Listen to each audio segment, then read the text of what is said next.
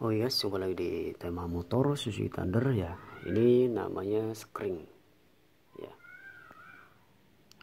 Sebenarnya ini Skring jenis untuk test pen pada obeng ya. Jadi kalau untuk Skring khusus motor itu ada ya, yang 15 ampere ataupun yang 20 ampere. Nah, misalkan contoh seperti ini.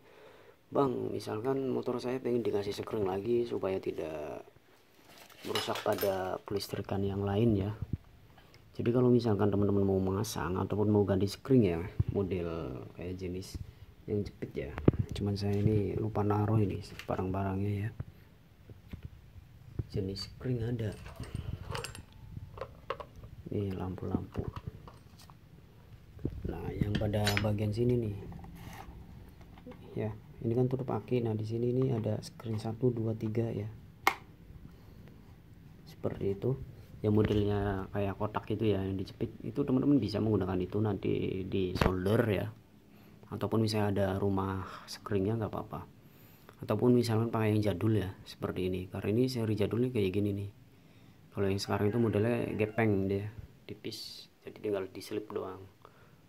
Jadi bahan itu plastik dan kawatnya di dalam. Kalau ini kan bahannya ini beling ini bahaya juga sih sebenarnya, takut pecah atau kita pegang retak nanti melukai tangan.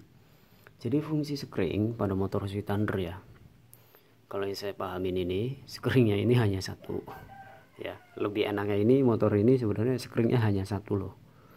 Nah screen ini jalurnya di kabel plus ya. Nah seperti ini, yang satu ini ya, yang satu ini itu untuk ke arus ke pendik starter. Nah yang satunya ini untuk ke arus pada bagian kabel bodi. Nah ini misalkan saya buatkan seperti ini seperti ini buat jalur spring nih, spring di sini nih. Jadi kalau misalnya ada kekonsletan ini akan putus, jepret ya.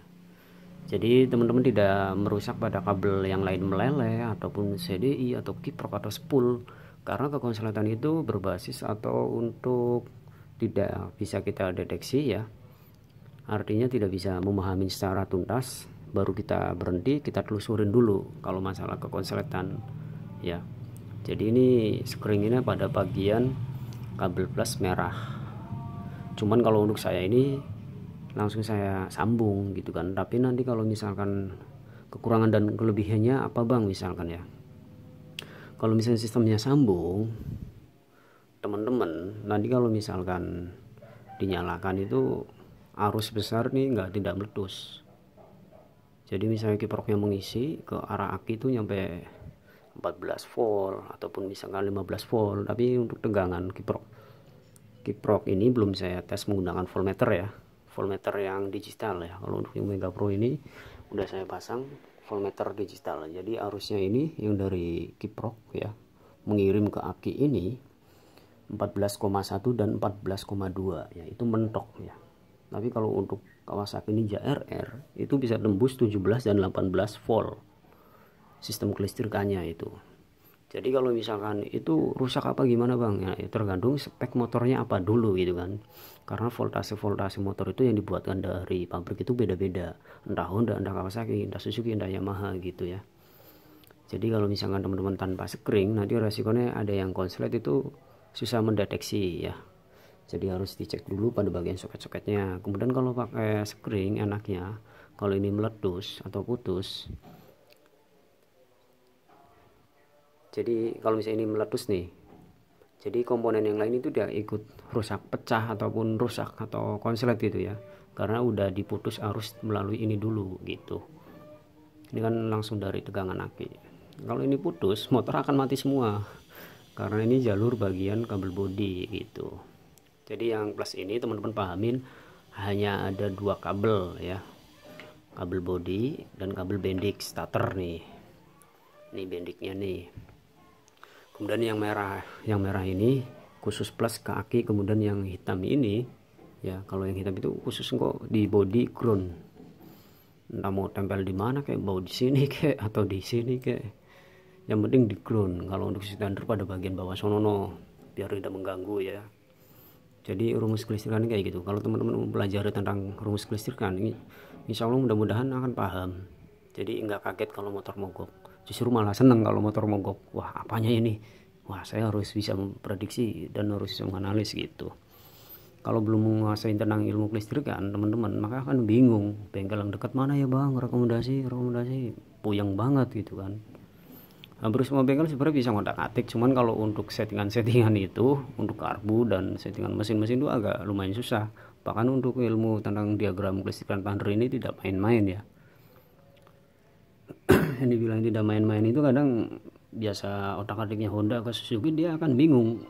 Soalnya sebelumnya saya udah pernah masrahin ke bengkel karena saya sibuk, nyampe 2 minggu belum beres. Saya samperin seminggu, katanya seminggu ya kesini lagi, belum beres. 2 minggu akhirnya saya pulang paksain motor, walaupun lampunya ini belum nyala ini teman-teman, dan langsung pun bunyi sendiri.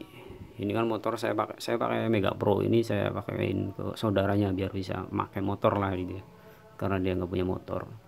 Langsungnya ini bunyi sendiri katanya. Akhirnya saya cabut soketnya ya. Jadi seperti itu kalau misalnya kekurangan dan kelebihan untuk memakai screen. Jadi intinya tafsirnya ya, kalau misalnya teman-teman tanpa screen langsung disambung seperti ini, itu lebih enaknya apa ya, di sela itu langsung respon kelistrikan itu bekerja. Yang penting pada soket-soket ini safety semua gitu, jangan ada yang lupas. Nanti ngelupas kena ini bisa ngonslet, karena harus pada spoiler dan kiprok aki, dan itu lumayan gede juga. Jadi kalau misalnya tanpa screen, misalnya kayak gini nih langsung gabung, ini enaknya ya langsung arus itu langsung gabung. Jadi arus besar ini tidak akan putus, tapi nanti akan ada yang putus, yaitu biasanya lampunya. Kalau lampunya KW jelek itu akan meletus karena arus dari kiprok ya, dari spool ke kiprok ini lumayan kalau gas RPM udah naik. Kemudian kalau untuk teman-teman pakai screen ya, jadi mempunyai sisi kebaikan masing-masing lah intinya. Yang penting teman-teman mau hamin arti dari jalur ini nih, penting juga ya. Kalau misalnya ada untuk teman-teman pemula menggunakan screen, nanti kalau misalkan putus di jalan, teman-teman harus nyari screen. Tapi kalau untuk bagi saya nggak usah, tinggal sambung aja gitu kan. Kalau misalnya disambung lagi masih belum nyala, berarti ada konsletan yang banyak ya, ada konsletan yang besar lah intinya. Biasanya kan ada kabel satu ternyata kabelnya 5, jadi konsletannya 5 gitu kan, melepuh semua seperti itu ya. Sedikit kalau misalkan teman-teman nonton video ini, teori ini mudah-mudahan paham lah. Jadi buat antisipasi, kalau untuk si thunder ini screennya satu ini enak banget gitu kan, teman-teman bisa pakai mau tidak nggak masalah gitu. Jadi fungsi screen ini untuk memutus arus konslet atau yang berlebihan, semacam kayak NCB apa rumah ya. Kalau ada yang konslet dia akan turun. Kalau ini ada yang konslet ini akan putus. Seperti itu. Oke, sudah cukup jelas untuk tentang pembahasan kekurangan dan kelebihan bagaimana kita pakai screen ataupun tidak ya, atau langsung di jumper seperti ini. Seperti itu jawabannya. Silakan ditonton dan sampai selesai, nggak usah di skip, agar menambah teori wawasan untuk pengguna Suzuki Thunder ataupun pengguna motor lain. Silakan di like video tanda yang sudah ditonton. Silakan komentar jika ada tentang pertanyaan, kami siap memberi solusi dan saran. Dan silakan di subscribe ikuti channel ini bagi yang belum gabung. Silakan berteman. Sekian, terima kasih. Next video selanjutnya.